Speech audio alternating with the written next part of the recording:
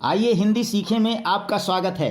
हिंदी हमारी मातृभाषा है। अपनी मातृभाषा में बोलने वाली बातों का कोई जोड़ दुनिया में नहीं होता है। एक राजभाषा के रूप में भारत में इसको हिंदी को दर्जा तो मिला, लेकिन राष्ट्रभाषा का सम्मान आज तक इसको नहीं प्राप्त हुआ है। हर देश की दुनिया में हर देश की एक अपनी राष्ट्रभाषा है। एक भारत ही ऐसा देश है जिसकी अपनी कोई राष्ट्रभाषा नहीं है। अंग्रेजी, हिंदी तो दोयम दर्जे की बात मानी जाती है। अंग्रेजी से काम चलता है। अलग अलग क्षेत्रीय भाषाओं में बातें होती हैं। अलग अलग क्षेत्रीय भाषा बहुत अच्छी बात है, उसी को मातृभाषा कहते हैं। सब मिलाकर के हिंदी हमारे राष्ट्र की मातृभाषा है।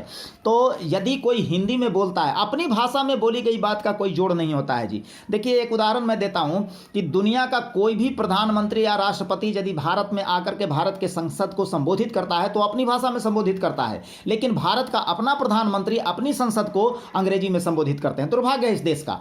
जैसे चीन का कोई प्रधानमंत्री या राष्ट्रपति आता है तो चाइनीज बोलता है, जापान का प्रधानमंत्री आता है तो जापानीज बोलता है, रसिया का राष्ट्रपति या प्रधानमंत्री आता है तो रसियन भाषा में बोलता है। लेकिन हमारे अपने देश के प्रधानमंत्री अपने ही देश को अपनी भाषा में संबोधित नहीं करते, अंग्रेजी में बोलते हैं।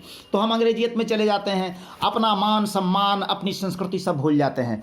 अपना देश का प्रधानमंत्री जब दूसरे देश में जाता है या संयुक्त राष्ट्र संघ में जाता है तो हाँ, तो अंग्रेजी बोलता ही है, हिंदी नहीं बोलता है भाई। तत्कालीन विदेश मंत्री माननीय अटल बिहारी वाजपेयी सन 1977 में जब मोरारजी देसाई की सरकार बनी थी तो उसमें विदेश मंत्री थे। जब संयुक्त राष्ट्र संघ में गए थे तो पहली बार उन्होंने हिंदी में भाषण दिया था और हिंदी का मान सम्मान पूरी दुनिया में बढ़ा था। अटल बिहारी वाजपेयी जैसा आज भी वक्ता इस देश में कोई नहीं हुआ। माननीय प्रधानमंत्री नरेंद्र मोदी जी अपने देश को या अपने देश की संसद को हिंदी में संबोधित करते हैं। जब संयुक्त राष्ट्र संघ में जाकर के उन्होंने हिंदी में भाषण दिया तो समूची दुनिया में भारत का सम्मान बढ़ा और आज पूरे विश्व में भारत एक लीडिंग रोल में है। देश में भी देखिए एक लोकप्रिय प्रधानमंत्री के रूप में उभरे हैं, चाहे कोई माने ना माने, दूसरी बार उनकी फिर से सरकार बन गई अपनी बहुमत से। मैं हिंदी की बात कर रहा हूं तो हिंदी में देखिए कई अध्याय, कई पाठ हैं, लेकिन एक मूल पाठ है शब्द रचना, शब्दों की सजावट। शब्द तो पहले से बने हुए रहते हैं भाई। आप जो बोलते हैं, लिखते हैं, शब्द का निर्माण ना हम करते हैं ना आप करते हैं, शब्दों का निर्माण पहले से हुआ है, लेकिन शब्दों का सजावट करना ये मूल बात है। इसी से भाषा की समृद्धि होती है और व्यक्ति का प्रभाव बढ़ता है। तो मूल है शब्द रचना। शब्द रचना में आप 10 चीज़ों की जानकारी रखेंगे। शब्द भेद, शब्द रचना, उपसर्ग, प्रत्यय, विशेष्य और विशेषण की रचना, संधि, द्विरुक्ति, समास, प्रयोग की दृष्टि से समास के भेद और सामासिक पदों की सूची। मैं एक एक करके आपको इसकी जानकारी देता हूं। शब्द भेद में देखिए तत्सम, तद्भव, देशज, विदेशी शब्द, रूढ़, यौगिक और योग रूढ़ हैं। शब्द रचना में एक मूल शब्द होता है, मूल शब्द में ही कुछ उपसर्ग या प्रत्यय लगा करके उसमें हेरफेर करते हैं। उपसर्ग होता है, एक प्रत्यय होता है, विशेष्य होता है और विशेषण की रचना होती है, संधि होती है, द्विरुक्ति होती है, समास होता है, प्रयोग की दृष्टि से समास के कितने भेद हैं, उसके क्या क्या प्रयोग हैं और सामासिक पदों की सूची, सब कुछ मैं आपको बताऊंगा। तो आज मैं आपको बता रहा हूं शब्द भेद। इस वीडियो में शब्द भेद के बारे में बता रहा हूं। ध्वनियों के मेल से बने सार्थक वर्ण समुदाय को शब्द कहते हैं। ध्वनि जब आपस में सार्थक रूप से मिलते हैं, उनका एक समूह होता है तो उसको हम शब्द कहते हैं। शब्द भी 2 तरह के होते हैं, एक सार्थक शब्द होता है, दूसरा निरर्थक शब्द होता है।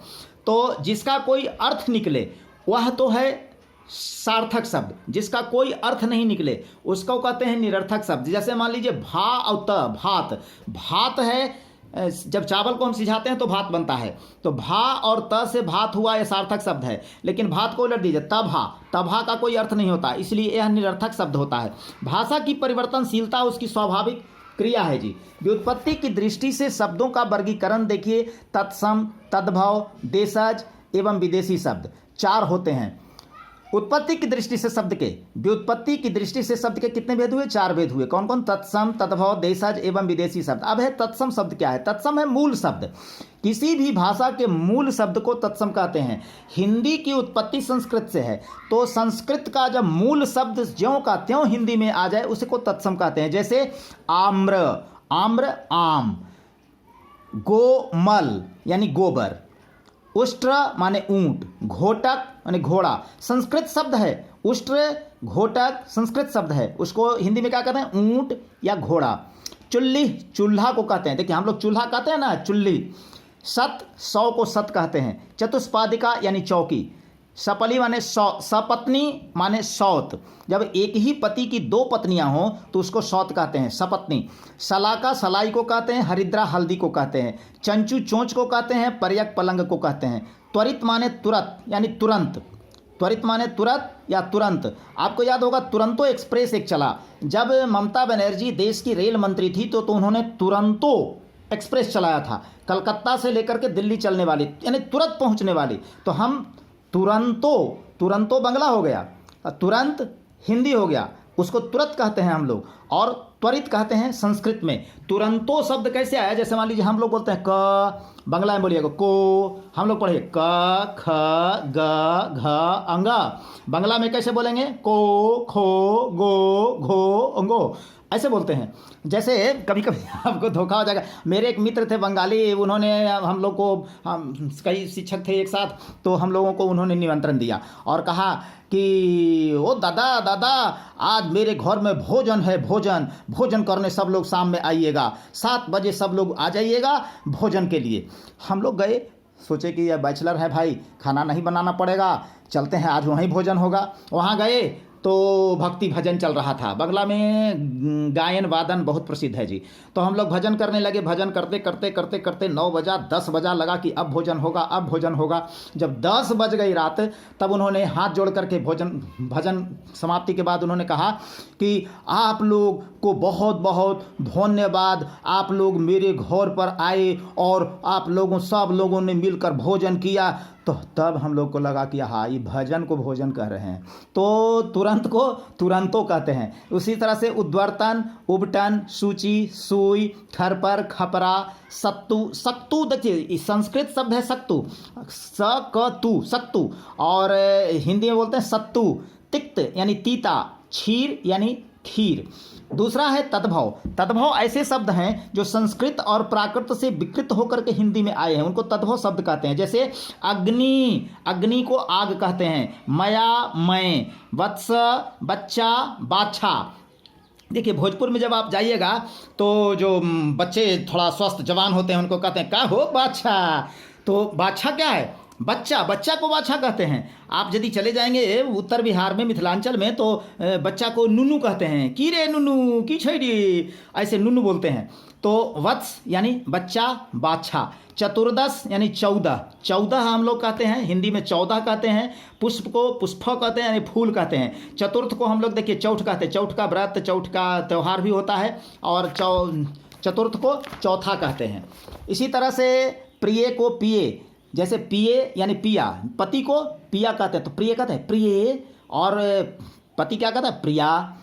कृता यानी किया। मध्य माने में।